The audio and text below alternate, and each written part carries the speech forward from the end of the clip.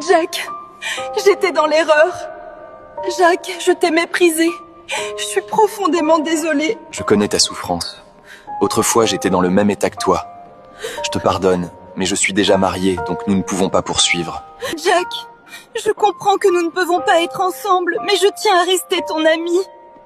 Promets-moi de veiller sur moi. Aïssata arrive trop tard. Le cœur de Jack n'est plus accessible. Il est déjà dans les mains de Maëla. Elle regarde cet amour s'éloigner, triste et désespéré. Mais la vie lui rappelle que l'on récolte souvent les fruits de son propre mépris. Les mois passent, et le ventre d'Aïssata annonce enfin le grand moment. La douleur de l'accouchement la frappe, mais ce qui pèse le plus, c'est la souffrance d'une femme abandonnée par l'homme qu'elle aimait. Dans sa chambre, affaiblie, Aïssata appelle une ambulance. Elle laisse aussi un message vocal à Jack. Jack, j'ai besoin de ton aide, je ne me sens pas bien, j'ai ressenti des douleurs au ventre. Pourrais-tu venir me voir? L'ambulance arrive en urgence et de son côté, Jack écoute ce message. Touché, bouleversé, il dit à Maëla qu'il doit aller aider Aïssata. Chérie, je te prie de m'excuser. Aïssata m'a demandé de l'assister pour son accouchement, je vais la soutenir. Maëla laisse Jack partir, mais pas avec son cœur. Elle repense à l'histoire entre eux, à ce passé qui lui a déjà volé du temps et de la confiance. Jack m'a dit qu'il allait soutenir Aïssata, mais je me doute de sa parole. Je vais la traquer ce soir. Aïssata est transportée dans l'ambulance. Jack conduit à toute vitesse pour la retrouver. Mais il arrive trop tard. Aïssata est déjà à l'hôpital. Maëla, cachée dans l'ombre, suit discrètement son mari, déterminée à découvrir ce qui se joue réellement. Parce que parfois, l'amour pousse à pardonner, mais la peur pousse à surveiller. Jack cherche, demande et par chance, il tombe sur l'hôpital où Aïssata se trouve. Je ne peux pas continuer à vivre ainsi, Aïssata m'aime fidèlement. Je vais lui présenter mes excuses et poursuivre notre relation. De son côté, Alex est brisé. Sa conscience le torture. Ses mensonges l'étouffent. Et il réalise qu'il court après un vide. Il décide de retourner retrouver Aïssata pour lui demander pardon, espérant retrouver un peu de paix à l'intérieur de lui. Dans la salle d'accouchement, Aïssata souffre. Jack l'accompagne, lui parle, la rassure.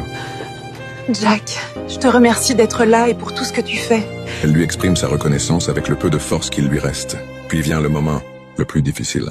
Aïssata lutte, pousse, pleure. Les médecins font tout leur possible. Et finalement, son bébé naît.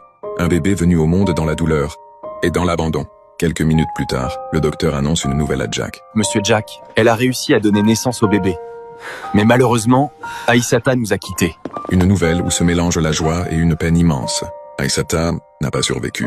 Son cœur a lâché après l'accouchement. Triste, mais tellement réel.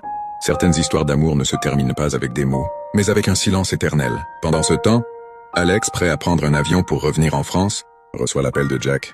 L'appel qui annonce la mort d'Aïssata. Le monde d'Alex s'écroule.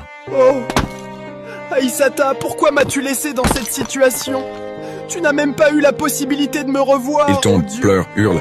Malheureusement, il est trop tard pour s'excuser, trop tard pour réparer, trop tard pour aimer correctement celle qui l'a détruite. Au cimetière, tout le monde exprime ses regrets. Elle a perdu sa vie à cause de moi, je me sens coupable et je mérite d'être puni. Incapable de s'occuper du bébé, Alex choisit de confier l'enfant à Jack. Et Jack, lui qui rêvait tant d'être père, accepte d'adopter le bébé d'Aïssata avec Maëla. Mais quelques jours plus tard, la conscience d'Alex devient insupportable. Il monte au sommet d'un immeuble. Il regarde le vide et décide d'y mettre fin. La vie nous enseigne une vérité douloureuse. Quand l'amour est sincère, protège-le. Quand le cœur est pur, respecte-le.